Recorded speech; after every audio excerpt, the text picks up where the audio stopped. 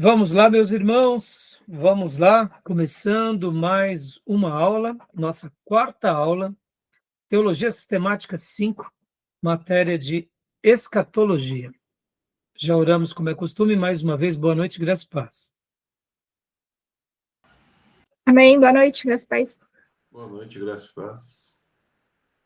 Hoje vamos continuar falando aqui sobre esse assunto tão importante e antes de entrarmos aqui no capítulo de número 56 e 57 do Grudem, o nosso livro-texto, porque o capítulo 56 e o 57 fala sobre o juízo final, o castigo eterno, novo céu e nova terra, e também os demais capítulos do livro que temos trabalhado, né? Também são os capítulos 41, 42, 43 e o 39 e o 40, são capítulos que a gente vai estar estudando juntamente com os demais materiais. Hoje eu quero aproveitar que na última aula falamos sobre o aliancismo e falamos também sobre as dispensações. Hoje eu quero olhar por outro prisma. Eu quero olhar mais para aquela leitura do Apocalipse de forma alegórica. Então, nesse primeiro momento, hoje, a pauta da nossa aula será as profecias do Apocalipse e as profecias apocalípticas, dando um viés, ou seja, fazendo uma interpretação mais voltado para a alegorização. Ou seja, nós estaremos trabalhando dentro dessa perspectiva, porque essa leitura também ela é muito importante, é uma leitura também que nos ajuda muito, e como eu tinha passado para vocês um material para vocês ouvirem, do reverendo Leandro Lima, pastor presbiteriano, que inclusive ele escreve bastante sobre o assunto, ele fala muito sobre o assunto, e ele trabalha muito sobre essa questão do milênio e dessa leitura mais alegórica. Então a gente vai hoje fazer essa leitura e depois a gente vai para os capítulos do livro do Grudem, e aí a gente vai estar trabalhando em cima disso, tá bom?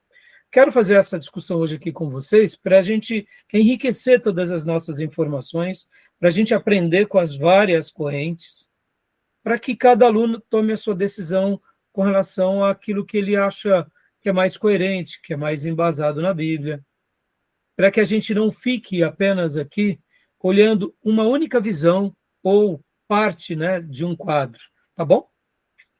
Tudo bem? Até aí? Bom, quero lembrar para os meus irmãos que as nossas aulas estão sendo gravadas, para que vocês possam utilizar esse material depois, reassistindo essas aulas. Gravamos também para os alunos em EAD, porque essas aulas farão parte do currículo dos alunos em EAD, e gravamos também para abençoar o maior número de pessoas.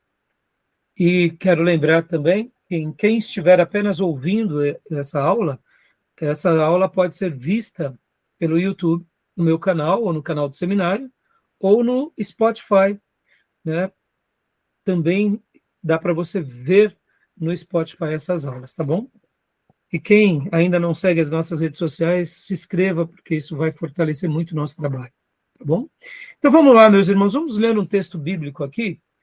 Na última aula eu falei bastante sobre a dificuldade de lermos, né, as profecias, e citei muito sobre aquele texto de Malaquias que fala sobre a volta de Elias.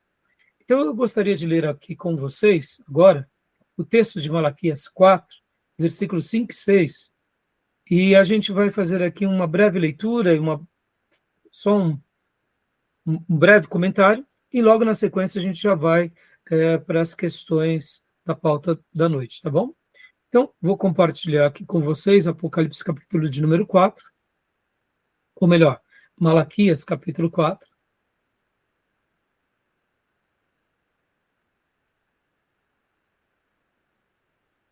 E, Tomé, por gentileza, leia para mim o versículos 5 e 6.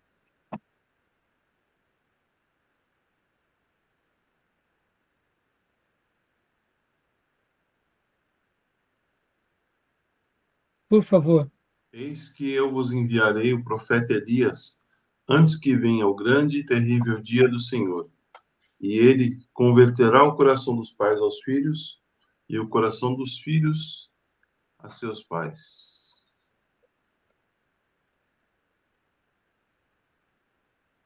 Para que eu... Ficou escondido atrás dos ícones aqui. Tá. Para que eu venha e fira a terra com maldição. Para que eu não venha. Para que eu não venha. Isso. Obrigado, viu, Tomé? Então, na última aula, inclusive, nós falamos sobre isso, que o próprio Jesus depois vai dizer, de fato, olha, cumpriu-se esse texto. Esse texto se cumpre com João Batista. Mas hoje eu queria também, agora, aqui nessa breve leitura, mostrar, porque o próprio João Batista disse, eu não sou Elias, eu não sou o Cristo, eu não sou nem profeta, eu só sou a voz que clama no deserto. Lembram? Né? Ou seja, eu gostaria agora, inclusive, de fazer um comentário aqui sobre as complexidades de se ler uma profecia, porque lembram lá em Apocalipse, quando fala sobre as duas testemunhas? Sim. Ali, as duas testemunhas, os milagres que elas realizam, fazem nos lembrar dois grandes profetas. Vocês lembram quem são? Moisés e Elias. Exatamente. Moisés e Elias. A maneira em que Apocalipse vai tratar desses dois servos de Deus é muito parecido com, de fato, a vida de Moisés e a vida de Elias. Vamos confirmar? Olha só que interessante.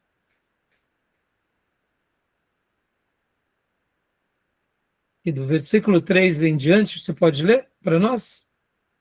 Tomé. Sim. E concederei às minhas duas testemunhas que, vestidas de saco, profetizem por 1260 dias. Estas são as duas oliveiras e os dois candeeiros que estão diante do Senhor da terra. Até o 4, não? Pode ler os próximos versículos. E se alguém lhes quiser fazer mal das suas bocas, sairá fogo e devorará os seus inimigos. Pois se alguém lhes quiser fazer mal, importa que assim seja morto. Elas têm poder para fechar o céu, para que não chova durante os dias da sua profecia. E tem, não consigo ler o comecinho, pastor. Não, tá. E tem poder sobre as águas para convertê-la em sangue, e para ferir a terra com toda sorte de pragas, quantas vezes quiserem. Então, percebam que aqui o texto mostra, no versículo 6, elas têm poder para fechar o céu, para que não chova durante os dias de sua profecia. Lembra, quem orou para que não chovesse foi Elias. E tem poder sobre as águas para convertê-la em sangue e para ferir a terra com toda a sua sorte de pragas, quantas vezes quiserem. Aqui, lembra-nos Moisés. Então, é óbvio, irmãos, olha a complexidade que temos de ler uma profecia. Mas, lemos há pouco Malaquias 4.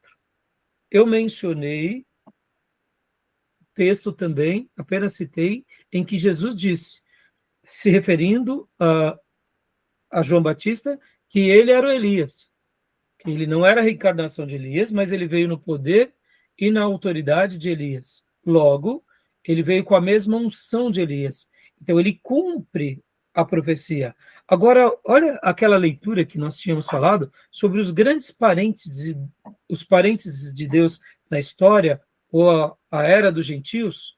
Podem ver que aqui, nesse exato momento, mesmo já se passando, né, tanto tempo que nós não sabemos quando essas duas testemunhas virão sobre a terra, aqui, mais uma vez, parece ser Elias de novo.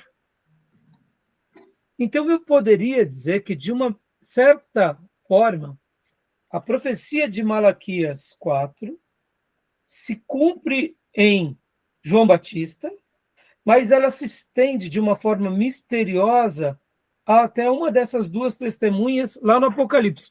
É óbvio que eu não estou falando que ali é Elias, não estou fazendo afirmação, mas o que ele realiza lembra também um pouco da unção e do poder que tinha Elias.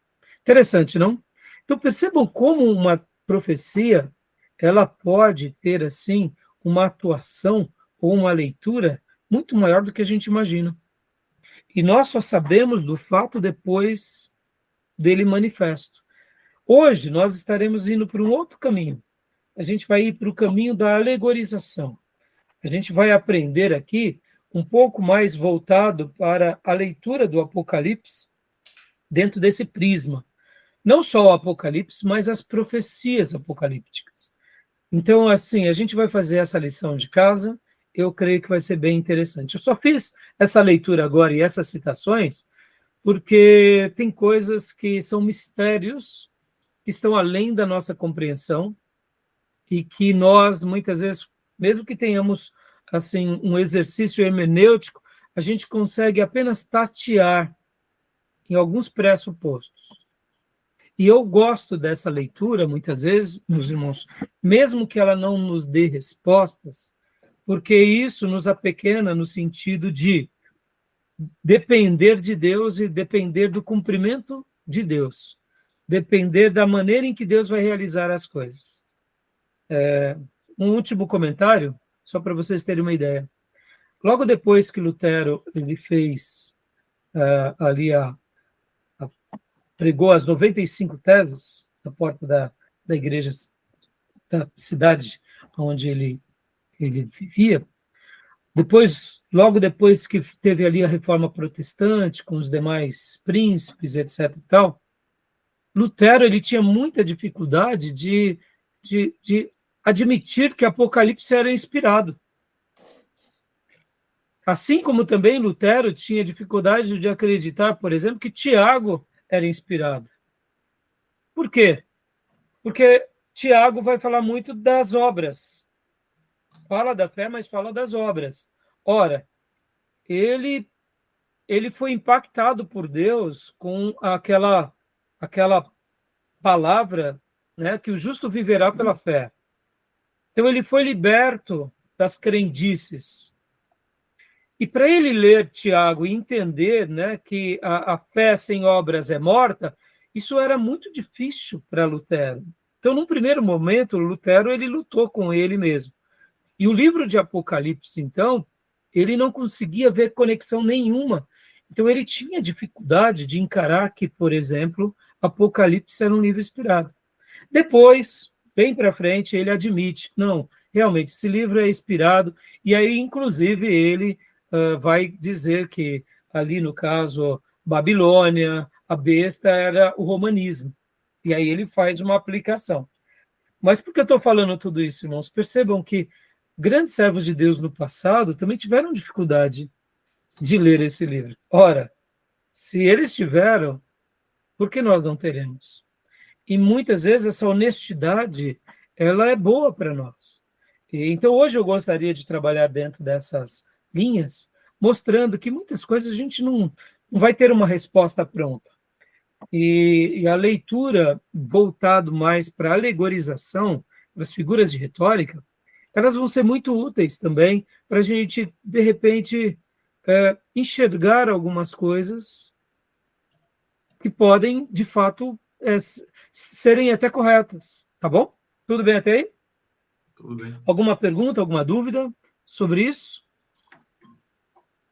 Tá tranquilo. Só para vocês terem uma ideia, né? O livro de Apocalipse, fazendo agora, entrando um pouco, né, no tema, para a gente já ir trabalhando, né, em cima dessa aula de hoje, o livro de Apocalipse, meus irmãos, ele é um livro, né, como que nós poderíamos dizer, repleto de teologia. O livro de Apocalipse, ele é repleto de teologias. Mas nós não podemos negar que ele também é repleto de alegorias. Então, é importante que nós tenhamos essa percepção, não só em Apocalipse, mas em todas as profecias apocalípticas. Porque, senão, a gente vai fazer a leitura desse livro de forma literal o tempo todo. E tem vezes que a literalidade em Apocalipse nos dificulta. Por exemplo, meus irmãos, o reverendo Leandro Lima, quando ele faz na palestra que ele dá, e ali na interação, né, na entrevista que ele faz, ele fala um pouco sobre o Jesus glorioso, o Jesus glorificado que aparece para João. Segundo a opinião do reverendo Leandro Lima, ele diz que aquele Jesus glorioso é mais uma figura de linguagem mostrando a glória e a majestade de Jesus, quando João vê. Ao mesmo tempo, eu faço uma pergunta para vocês. Como que deve ter sido a percepção de Paulo no caminho de Damasco, quando ele vê aquele que brilha mais do que o sol no meio do dia? Qual foi a percepção de Paulo quando foi visitado pelo Jesus glorioso? Porque percebam, são duas manifestações. Uma em Paulo e outra agora em João, lá no Apocalipse, na ilha de Patmos. Em Patmos, ali no Apocalipse, né, ou pelo menos na revelação que Deus deu a João, na ilha de Patmos, ele tem uma visão de uma forma um pouco diferente ou bem diferente de Paulo.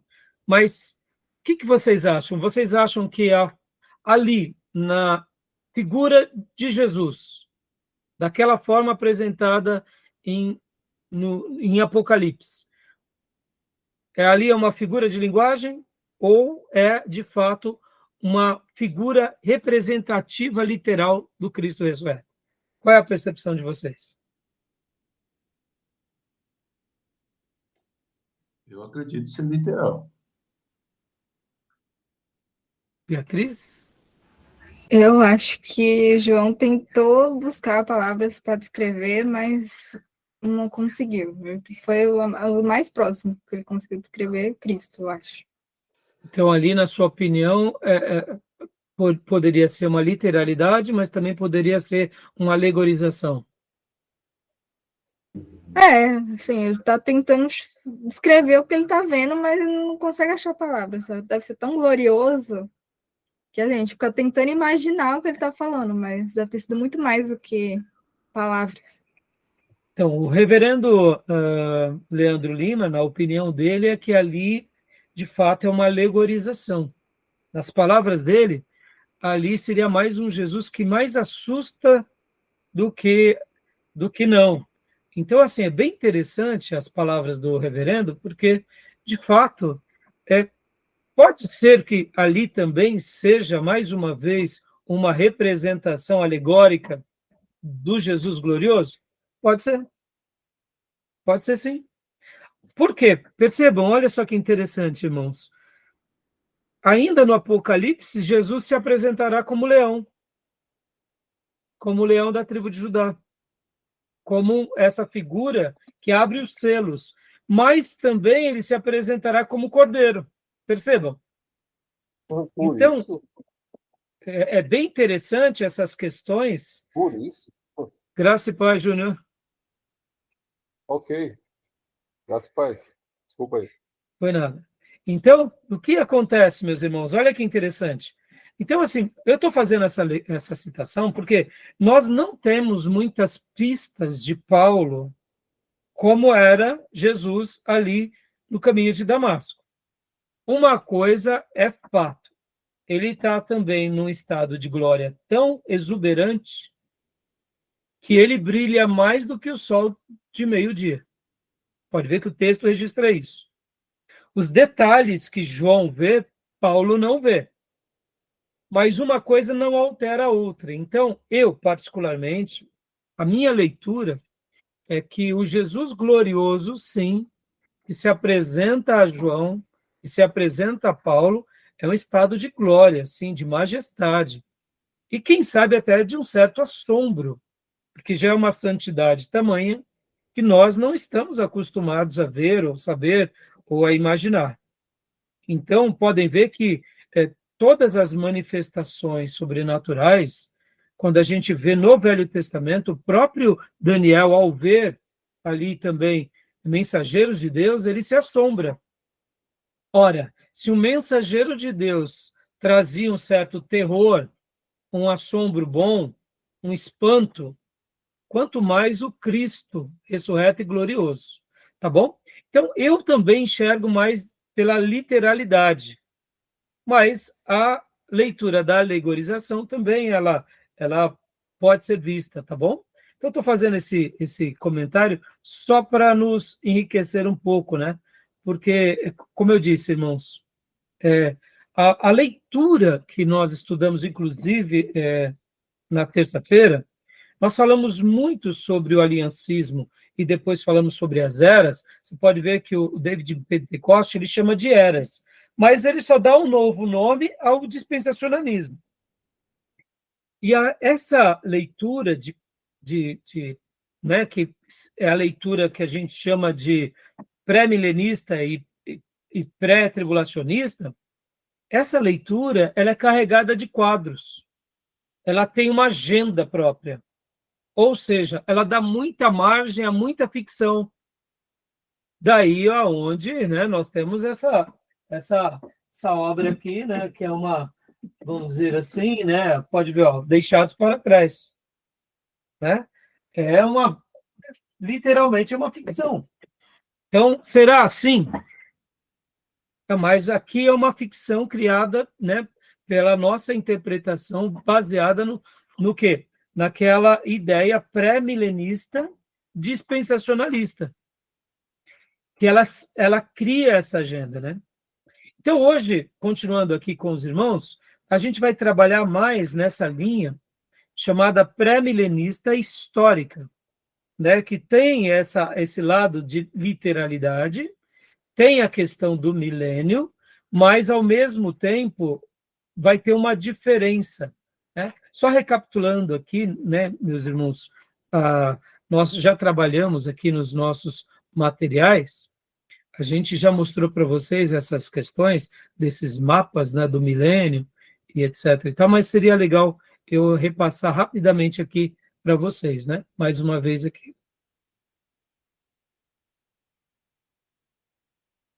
Só mais uma vez aqui, ó, só lembrando, né? Olha só. Esses são os quadros que a gente já estudou, né? O amilenismo, nenhum milênio futuro, lembrando aqui, meus irmãos, não é que não existe milênio, tá? É que não tem milênio literal, tudo bem? O A geralmente é negação, mas assim como é consenso à volta de Jesus para todos os cristãos ortodoxos, o milênio é consenso também. Agora, como será esse milênio? Se ele será literal ou não, se a igreja já está nele ou se ele virá depois, aí onde entram as discussões, tá bom? Então, temos aqui a visão amilenista, né? Depois temos a visão pós-milenista, pré-milenismo clássico e o pré-milenismo, pré-tribulacionismo, então, que a gente já viu, né? Todos eles aqui a gente já trabalhou. Então, só recapitulando rapidamente, né? Inclusive, olha só que interessante, irmãos. Na igreja primitiva, o que, principalmente ali nos primeiros séculos, não necessariamente na igreja primitiva, o que se considerava mais era o pós-milenismo. Segundo alguns estudiosos, por exemplo, tanto o pós-milenismo, ou melhor, desculpa, o amilenista, o movimento, a igreja ali da patrística, por exemplo, Agostinho, quando ele escreve sobre o milênio, a gente vai chegar a uma ideia mais perto de que ele era um amilenista nos textos de Agostinho. Você vê que essa discussão do milênio, essa discussão ela existia antigamente, mas ela não era uma coisa muito ali citada. Ela vai ser resgatada, o milênio, essa questão do milênio, principalmente ali por volta do século XIX, quando tem as missões, a grande evangelização no mundo, com os moravianos e com todas as igrejas ali enviando missionários. Então, a visão pós-milenista, ela começa a ser, eu diria, mais discutida no século XIX. E no século XX, principalmente no século XX, que a ideia do pré-milenismo ela se sedimenta. Tanto o pré-milenismo dispensacionalista quanto o pré-milenismo histórico. Então é interessante, né? Como eu disse, né? Agostinho citava de um milênio que lembra-nos o amilenismo. E também outros escritores ali dos primeiros séculos, eles também citam um pouco o milênio, dando uma ideia do pré-milenismo, mas não era com muita frequência, tá bom?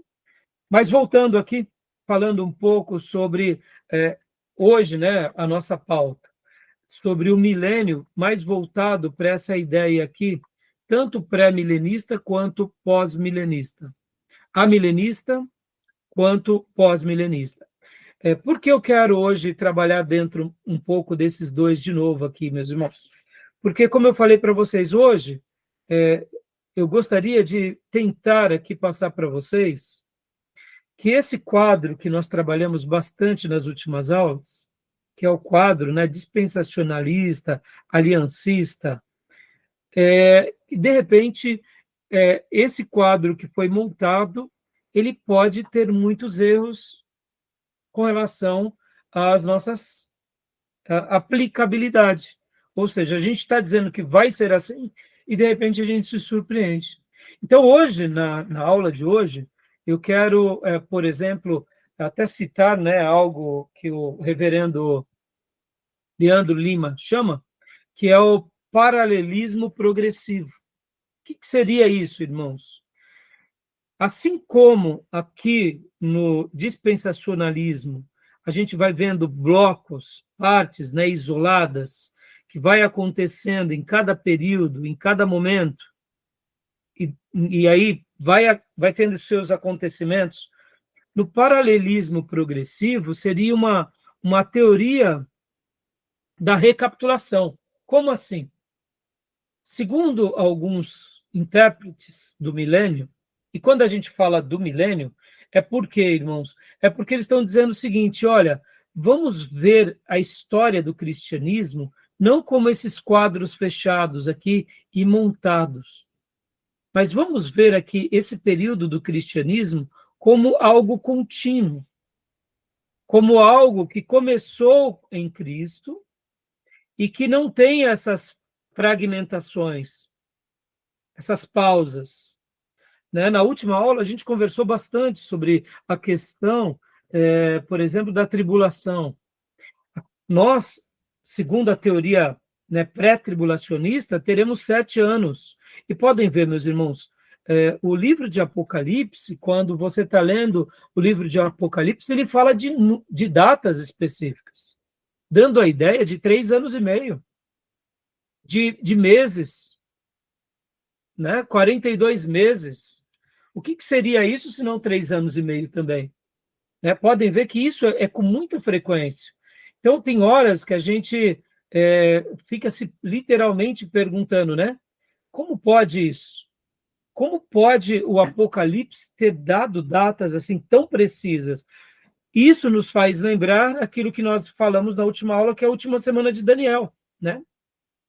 Ao mesmo tempo, quando a gente vai fazer uma leitura do Apocalipse baseado mais dentro da alegorização, a gente começa a entender que o livro de Apocalipse também parece ter esse paralelismo progressivo, que seria essa teoria da recapitulação.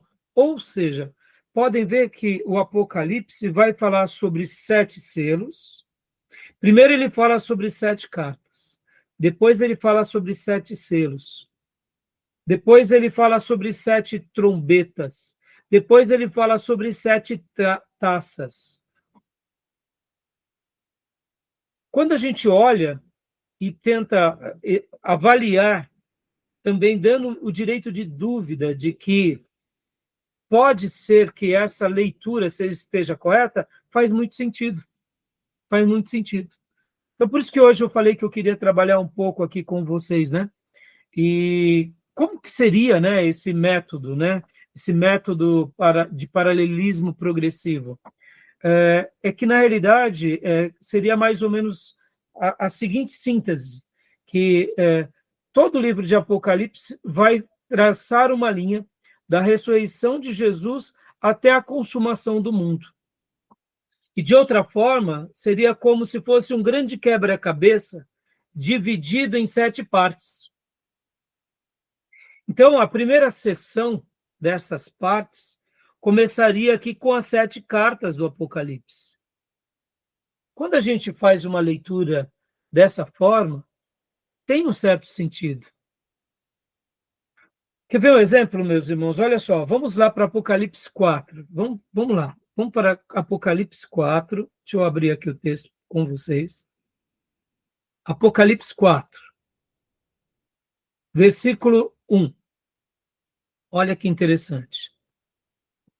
Eu sempre tive muita dificuldade de acreditar no que alguém pintou como um quadro puramente... por exemplo, Apocalipse 4. Júnior, consegue ler para nós? Versículo 1, por gentileza. Depois dessas coisas, olhei e eis que estava uma porta aberta no céu, e a primeira voz que ouvira fez como de trombeta, falando comigo. Disse, sobe aqui, mostrar-te-ei as coisas que depois dessas coisas deve acontecer. Bom, se você foi treinado, como eu, numa escola pré-tribulacionista e pré-milenista, essa palavra aqui, sobe aqui, ou como está em algumas versões, né? Sobe para cá, ou suba, sobe para aqui, ou sobe aqui. Segundo algumas leituras, esse sobe aqui é quando Deus arrebata a sua igreja. Agora eu te pergunto, o texto está dizendo aqui que Deus arrebata a igreja? Não é um acréscimo nosso, mas que quem foi treinado na escola pré-tribulacionista acaba admitindo. Mas quando a gente vai ler o texto não está dizendo isso. Concorda? Aí ele está falando para João, né? Como? Ele não está falando para João aí? Exatamente, Tomé. O texto é uma coisa específica, João. Aqui não está falando que isso também representa que o Senhor está arrebatando a igreja. Por isso que a leitura dispensacionalista, aliancista, mesmo que seja pré-tribulacionista, pré-milenista, ela nos deixa com certas dúvidas também. Uma coisa é consenso, Jesus virá, meus irmãos, isso é fato. Nós não temos dúvida da volta. E eu também não tenho dúvida do milênio. Agora, como ele se dará, como ele acontecerá, como ele se manifestará, aí é onde entram as nossas discussões. Por isso que eu falei que Apocalipse é um livro repleto de teologias, mas nós não podemos negar que ele é repleto também de alegorias. Aqui é o momento em que o próprio Senhor e o anjo do Senhor está se referindo para João, está dizendo para ele que ele veria coisas e participaria daquele momento da revelação, que ele estaria escrevendo, que ele estaria recebendo, que ele estaria entendendo. Aqui o texto não está dizendo que a igreja está sendo arrebatada. Fica claro ou não? Querem fazer algum comentário? Querem tirar alguma dúvida? Leia para nós o versículo 2, Júnior, agora, imediatamente. Imediatamente fui arrebatado no espírito, e eis que um trono estava posto no céu, e um assentado sobre o trono. Aí. Então, sobe para cá. Quem é que sobe? É João. O texto claramente nos deixa explícito que foi João que foi aqui arrebatado em espírito. Então, eu estou fazendo esse comentário hoje, irmãos, porque quando a gente começa a ver a leitura baseada na alegorização, que não deixa de ser um pré-milenismo histórico, literal, mas, assim, eu diria mais pontuado, sem muita, como eu mencionei para vocês, sem muita ficção, sem a agenda, né? O que eu quero hoje aqui com isso é destacar esse lado da ausência da agenda. A agenda não é nossa, a agenda é divina. E quando nós colocamos a nossa agenda e preenchemos a nossa agenda com os critérios divinos, a gente cria muita ficção. E diante desse fato, essas ficções podem se tornar em heresias. Porque aí a gente passa a ensinar como se fosse uma verdade de Deus. Está entendendo onde eu quero chegar, meus irmãos? Eu não estou querendo aqui negar tudo que já foi estudado, mas eu estou querendo aqui enriquecer vocês com essas outras informações, mostrando, olha, há essa leitura também. Porque, irmãos, não tenham dúvida disso, não tenho dúvida disso. A Bíblia é infalível. Joia até aí? Mas a nossa interpretação não é infalível. Está entendendo? Ou seja, como entendemos certas coisas, não é infalível. A pastora, então, o que o senhor está dizendo que a nossa hermenêutica pode ser errada? Não, me entendo. Estamos fazendo aqui uma lição de casa sobre escatologia, sobre o futuro. É isso que eu estou dizendo. Não sobre as verdades reveladas e as doutrinas que já nos foi apontada como o Salvador, como a redenção, como a expiação, o novo nascimento. Não, isso daí não tem nem como errar, porque o texto é claro ao revelar. Nós não temos dúvida de quem é o Salvador, de quem é o Pai, de quem é o Filho, de quem é o Espírito Santo, da veracidade das Escrituras. Mas quando a Bíblia faz as suas declarações proféticas sobre um futuro misterioso e ainda se revela a nós por meio de alegorizações, no meio de literalidades ou literalidades com alegorizações, é isso sim que pode ser uma interpretação falível nossa. Por isso que deixar aberto, a gente corre menos risco e menos perigo. Estão entendendo onde eu quero chegar? Deu para entender? Tudo bem até aí? Então, voltando, né, para essa teoria da recapitulação, olha só que interessante, irmãos. Dentro da teoria da recapitulação, a gente vê que, por exemplo, voltando aqui para o Apocalipse, voltando aqui para o mapa, né? Voltando para esse quadro, para esse desenho, que ele é muito interessante. A gente, como eu disse, meus irmãos, ele é muito interessante. Mas percebam, que mesmo que ele seja interessante, ele serve como um guia para a gente aprender algumas verdades bíblicas e deixá-las abertas. Por exemplo, irmãos, na teoria da recapitulação, o Apocalipse ele deveria ser lido de que forma? Percebam, olha só, quando a gente fala... Caraca, meu. Fala, Júnior. O que houve, Júnior? Não. Não entendi. Não, foi aqui fora. Ah, tá. Estava pensando aqui no paralelo aqui fora. Ah, entendi. Não. Tá fora. Estou falando do Apocalipse aqui, né? Então, voltando. Na teoria da recapitulação... Foi nada.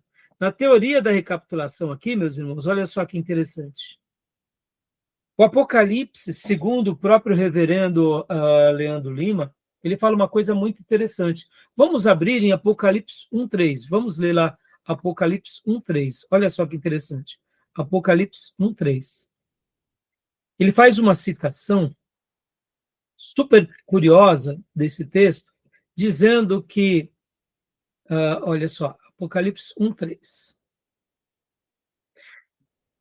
Bem-aventurado aquele que lê e bem-aventurados que ouvem as palavras desta profecia e guardam as coisas que nelas estão escritas, porque o tempo está próximo. Percebam essas palavras aqui. bem-aventurado aqueles que leem e bem-aventurado aqueles que ouvem. Como que acontecia nos dias bíblicos? Quem era que lia a Bíblia para a comunidade? Entre os judeus e depois na igreja primitiva. Como que O acontecia numa sacerdote, né? sinagoga? Sabia. Isso, o sacerdote. Ele pegava o rolo e ele lia, não era assim? E aí o que que acontece? Depois de lido, tinha um público que ouvia. Estão entendendo? Então, ele faz uma menção dizendo que o livro de Apocalipse era para ser lido pelo seu líder e ouvido pelos crentes. E essa teoria da recapitulação seria como um quebra-cabeça de 7 partes, aonde você fazia uma primeira leitura sobre algo e depois você ia repetindo essas leituras, acrescentando sempre algo a mais. Para quê? Para que o ouvinte, depois de ouvir aquelas palavras, ele ficasse refletindo. Então, quando nós lemos, né, esse texto e vemos que aqui há alguém que lê, há alguém que ouve, e esses são bem-aventurados em guardar as coisas que estão escritas, porque o tempo está próximo, e a gente volta aqui para essa compreensão aqui do mapa, aonde pegamos tanto Cristo ressurreto, quanto todos os acontecimentos, e quando nós olhamos ele como 7 cortes, ou seja, são a mesma história sendo contada de 7 maneiras. Fica muito interessante também, meus irmãos. E aí, onde entra o primeiro corte ou a primeira sessão? Seria literalmente as 7 cartas no capítulo 2 e 3. Então, quando a gente vê isso, a gente enxerga, ou pelo menos do capítulo 1 ao capítulo 3, o destaque vai ser para o Cristo ressurreto, ou seja, para o Cristo que tinha ressuscitado, e aí, vamos dizer assim, um recado específico àquela igreja. A segunda sessão, olha que interessante, é aqui quando começam os selos, que é do capítulo 4 ao capítulo 7, dando uma ideia de uma repetição também, porque aqui nós vemos uma repressão direta de Jesus à sua igreja. E aqui agora vem os alertas, sendo trazido como os selos.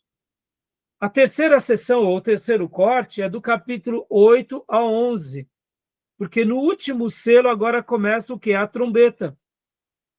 Pode ver, sejamos honestos, meus irmãos, quando nós estamos lendo Apocalipse, não passa essa dúvida, porque ao ver os selos, tem tanta destruição, e aí logo depois começa o quê?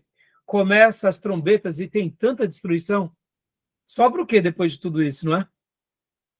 Não parece que é uma destruição sobre outra destruição, sobre outra destruição, e não para de ter destruição? Então, a ideia que dá é que parece que ser também essa ideia alegórica, se tratando da mesma coisa, trazendo a mesma mensagem. Então, a quarta sessão já é sobre o capítulo 12 e 14, quando fala sobre o dragão, a mulher e o filho. E aí pode ver que também tem 7 vozes de juízo. Percebam, são 7 cartas, são 7 selos, são 7 trombetas, são 7 vozes de juízos. E agora vem a quinta sessão, que é do capítulo 15 ao versículo 16, que são 7 taças de julgamento. Percebam, não dá uma ideia de que é a mesma coisa sendo repetida por várias vezes? Essa leitura, que é uma leitura alegórica, não faz sentido? Sejamos honestos. Faz muito sentido. Faz muito sentido. E depois, a sexta sessão, que é do capítulo 17 ao 19, que são as 7 descrições de julgamento. E, por último, a sétima sessão, que é do capítulo 20 em diante, que é o recomeço da história e a vitória sobre o dragão. e o julgamento de todas as coisas, que é aí onde entra também o texto do milênio. Então, percebam que, quando a gente olha nesse prisma alegórico, também faz muito sentido.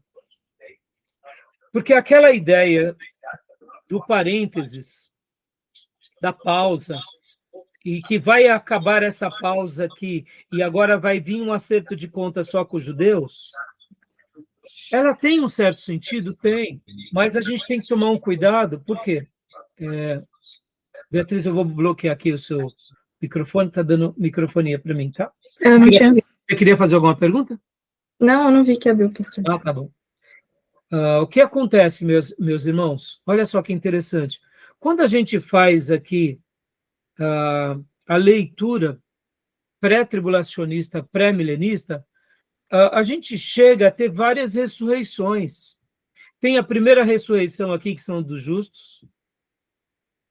Né? Pode ver, a gente é arrebatado aqui, né? O Senhor nos arrebata. Aí depois, o Senhor vem e julga as nações aqui. Tem outra ressurreição aqui, depois tem uma outra ressurreição aqui no final de todas as coisas. Então, a Bíblia tem hora que ela fala sobre a ressurreição. Isso é fato. Mas ela não dá margem a 3, 4 ressurreições. Ela dá margem a uma ressurreição. Por exemplo, há um outro episódio aqui bem curioso, irmãos. Olha só que interessante. Vocês vão lembrar disso. Lembram que aqui, ó, a batalha do Armagedon. Aqui, ó, Batalha do Armagedon, nos finais dos 7 anos. Mas aqui, depois do milênio, se realmente, né, a leitura pré-milenista e pré-tribulacionista. Aqui também tem outra batalha, que é a batalha de Gog e Magog. Não parece ser a mesma batalha, meus irmãos? Parece ou não parece? Parece ser a mesma batalha no final das eras. Ou seja, sendo contadas de forma diferente. Então, essa leitura, baseada na alegorização ou a teoria da recapitulação, ela é muito interessante. Concordam ou não? Está dando para vocês entenderem? Obrigado. Está dando para vocês compreenderem? Ficou claro? Sim, pastor, eu tenho uma dúvida. Nessa parte, então, falando do Apocalipse, qual que seria a forma correta, por exemplo, da gente explicar para a igreja ou para outra pessoa? Se a gente não pode afirmar assim, o que vai acontecer, então, para que lado a gente devia ir? Então, a gente deve ir para as verdades espirituais bíblicas. Em primeiro lugar, Beatriz, lembra que eu falei há pouco que a Bíblia ela é infalível, mas a nossa interpretação pode ter algum erro, principalmente se tratando de profecias apocalípticas. Então, como nós devemos falar, Beatriz? Nós devemos ler a Bíblia, a sua teologia, e trazer a sua resposta sobre a pessoa de Deus, sobre aquilo que a Bíblia, nos textos paralelos, sempre vai trazer muita ênfase. Por exemplo, quem é que governa sobre a terra? Quem é que tem o domínio sobre todas as coisas? Quem venceu o diabo? Ou seja, nessas horas, nós damos o destaque baseado na leitura do Apocalipse, sem medo de errar, porque a gente sabe que na cruz Jesus venceu o diabo.